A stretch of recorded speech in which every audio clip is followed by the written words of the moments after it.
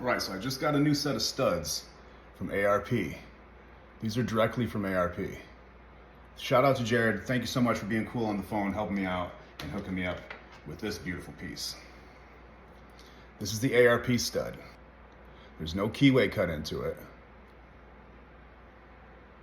And it weighs 13.18.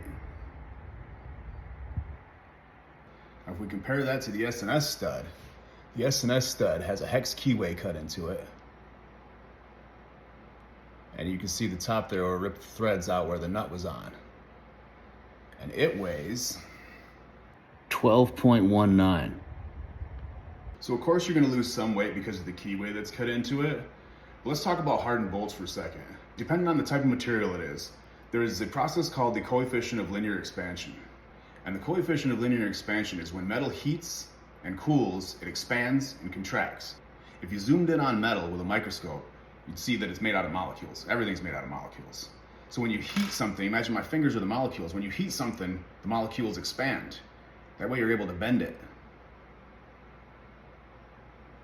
And when you harden something, you heat it up and then you cool it rapidly, and the molecules, through a process called metastable martensite, crystallize and come together a lot closer, which makes it harder. The problem with being harder is if I put pressure on this now, it breaks. It won't bend anymore.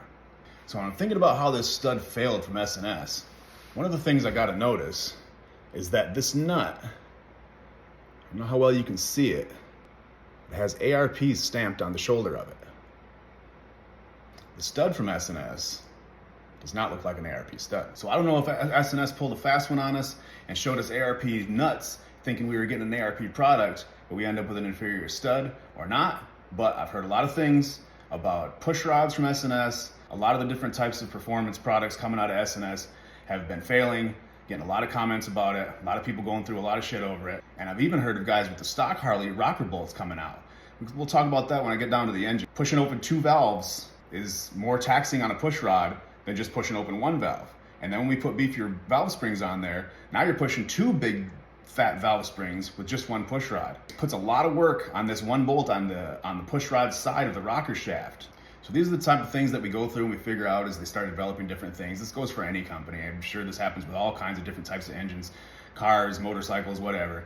But the interesting thing is to run this stuff, see how it fails, see where it fails, dissect the problem, get into the minutia of what the processes are in making a hardened bolt, why it would fail, and what we can do to try to improve the longevity of these components.